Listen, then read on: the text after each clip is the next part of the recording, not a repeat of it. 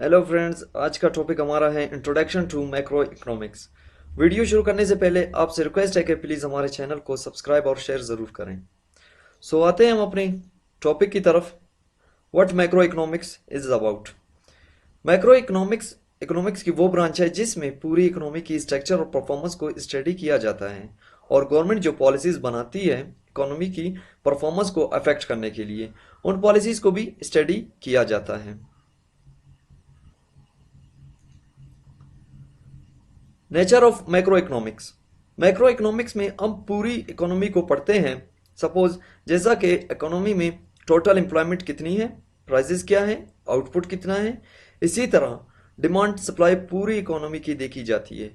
Major problems macro economics की unemployment, inflation और growth वगैरह हैं, जिन्हें हम आगे लेक्चर्स में पढ़ेंगे।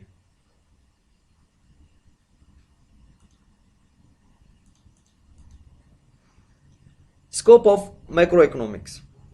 मैक्रो इकोनॉमिक्स की इंपॉर्टेंस थ्योरी और प्रैक्टिस दोनों में है, यानी कि किसी इकोनॉमी को समझने के लिए उसकी इकोनॉमी को स्टडी करना ज़रूरी है, और मेजर प्रॉब्लम्स के सॉल्यूशन भी मैक्रो इकोनॉमिक्स सजेस्ट करती है।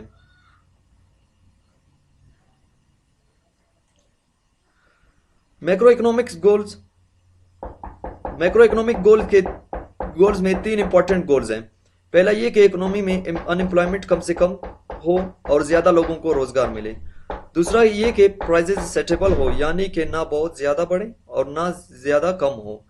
तीसरा गोल है कि इकोनॉमी में ग्रोथ हो। इन तीनों गोल्स को अब वन बाय वन देखेंगे। अनएम्प्लॉयमेंट। अनएम्प्लॉयमेंट की अगर डिफिनेशन देखी जाए तो ये होगी कि वो लोग जो काम करना चाहते हैं और काम ढूंढते भी हैं लेकिन उन्हें काम नहीं मिलता। अनएम्प्लॉयमेंट रेट हम इस फार्मूला से कैलकुलेट कर सकते हैं, unemployed people divide by labour force and multiplied by 100।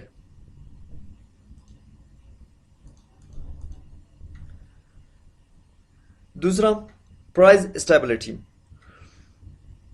Micro economic का ओवरऑल प्राइसेस स्टेबल हो, यानी इकोनॉमी में ना मुसलसल इन्फ्लेशन हो और ना ही डिफ्लेशन, बल्कि जो भी सिचुएशंस हो वो कुछ वक्त के लिए हो तो स्टेबिलिटी आती है।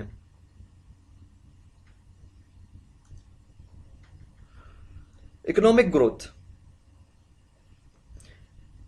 इकोनॉमिक ग्रोथ यानी कि जो डेवलपिंग कंट्रीज हैं वो चाहते हैं कि हमारी इकोनॉमी में मुसलसल ग्रोथ हो। ग्रोथ को ईयर वाइज कंपेयर किया जाता है।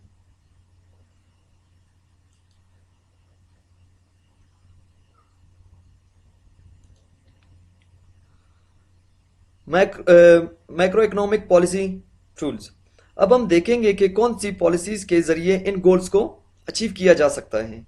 इनमें तीन तरह के पॉलिसीज हैं: फिजिकल पॉलिसी, मॉनेटरी पॉलिसी और इंटरनेशनल इकोनॉमिक पॉलिसी। तो आते हैं फिजिकल पॉलिसी की तरफ। फिजिकल पॉलिसी गवर्नमेंट बनाती है। इसमें गवर्नमेंट टैक्स रेट और स्पेंडिंग जो चेंज करती है अपने गोल्स अचीव करने के लिए।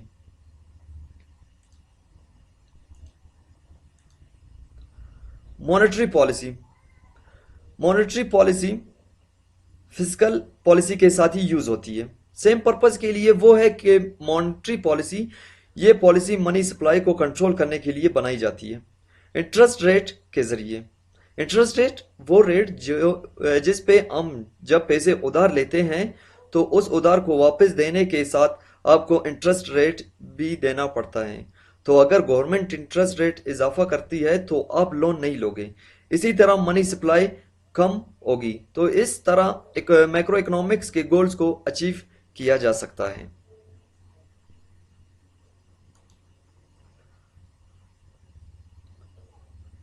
International economic policy government trade policy और एक्सचेंज रेट के जरिए भी गोल्स अचीव कर सकती है, जैसे कि ट्रेड को अफेक्ट करने के लिए टैरिफ्स और कोटास लगाए जाते हैं। इसी तरह करेंसी एक्सचेंज रेट भी इकोनॉमी की वर्किंग को इन्फ्लुएंस करता है। ये था हमारा आज का टॉपिक। इन टॉपिक्स को मजीद डिटेल में सीखने के लिए हमारे चैनल्स को सब्सक्राइब करें और हमारी दूसरी वीडियोस भी लाइक और शेयर करें। Thank you.